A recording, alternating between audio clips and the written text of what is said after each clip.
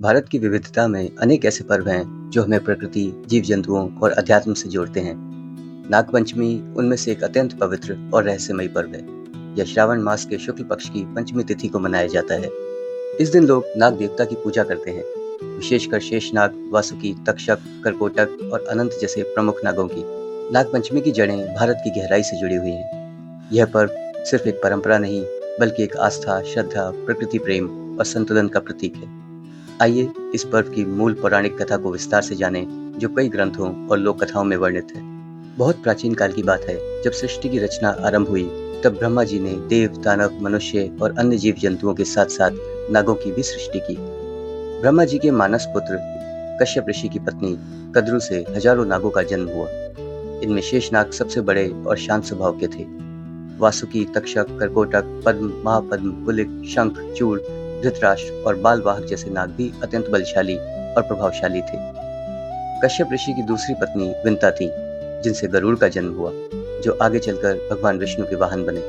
गरुड़ और नागों के बीच पुरातन काल से ही शत्रुता थी, जिसके कारण कद्रु और विंता के बीच एक शर्त का विवाद था, जिसमें कद्रु ने छल करके विजय प्राप्त की थी।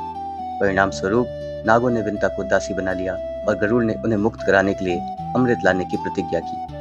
इस कथा का सबसे महत्वपूर्ण और रोचक प्रसंग जुड़ा है राजा जन्मेजय और तक्षक नाग से। जन्मेजय पांडवों के पुत्र परीक्षित के पुत्र थे। राजा परीक्षित एक बार शिकार करते समय जंगल में प्यासे हो गए। उन्होंने एक आश्रम में प्रवेश किया, जहाँ शमीक ऋषि तप में लीन थे। ऋषि ने उनकी बात का कोई उत्तर नहीं दिया, क्योंकि वे मौन थे। राजा ने इसे अपना अपमान समझा और क्रोध में आकर मरे हुए सांप को ऋषि के गले में डाल दिया। यह दृश्य ऋषि के पुत्र श्रृंगी ने देख लिया। क्रोधित होकर उसने श्राप दिया, जिसने मेरे पिता का अपमान किया है, उसे तक्षक नाग 7 दिन में डसकर मार देगा।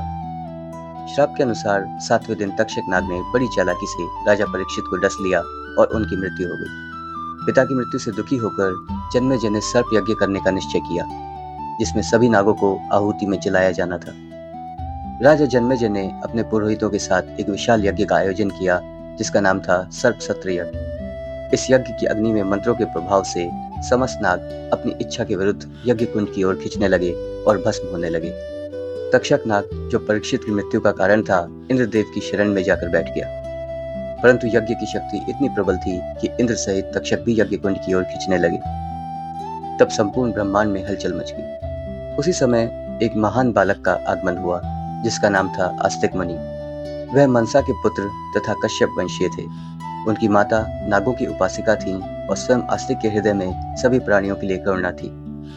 जब आस्तिक मुनि यज्ञ मंडप पहुंचे, तो उन्होंने राजा जन्मेजय से कहा, हे राजन, यज्ञ अत्यंत सफल हो चुका है, अब इसे यहीं रोक दें। जन्मेजय ने कहा, मैंने प्रण लिया है कि तक्षक की मृत्यु के बिना यह यज्ञ अधूरा रहेगा। आस्तिक मुनि बोले, हे राजन, एक सच्चे धर्मात्मा राजा का कर्तव्य है न्याय के साथ करुणा। अपराधी केवल तक्षक है, परंतु इस यज्ञ में हजारों निर्दोष नाग मारे जा चुके हैं। क्या यह धर्म है? राजा जन्मेजय इस बात पर विचार करने लगे। उन्होंने तुरंत यज्ञ रोक दिया। इस प्रकार तक्षक नाग और अन्य नागों की प्राण रक्षा हुई। उस दिन पंचमी तिथि थी। सभी नाग, विशेषकर शेषनाग और वासुकी ने आस्तिक मुनि को आशीर्वाद दिया।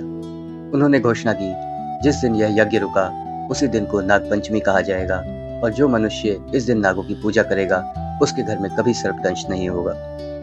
इस दिन से ही नागपंचमी का पर्व आरंभ हुआ। नागपंचमी पर नागों की पूजा मिट्टी या चित्र के रूप में की जाती है। दीवारों पर नाग का चित्र बनाया जाता है। उन्हें हल्दी, कुमकुम, दूध, अक्षत, फूल आदि अर्पित किए जाते हैं। इस दिन व्रत रखकर महिलाएं विशेष पूजन करती हैं। दूध, लड्डू, चावल, फल, नारियल आदि का भोग लगाया जाता है। कई स्थानों पर वास्तविक नागों को दूध पिलाने की भी परंपरा है। जो आज भी जब हम नागपंचमी पर नागों की पूजा करते हैं, तो यह संकेत होता है कि हम हर जीव को सम्मान देने का संकल्प ले रहे हैं। यह पर्व हमें सिखाता है कि प्रकृति में कोई भी प्राणी तुच्छ नहीं है और हर जीव का अस्तित्व इस सृष्टि में आवश्यक है। नागपंचमी की हार्दिक शुभकामनाएं।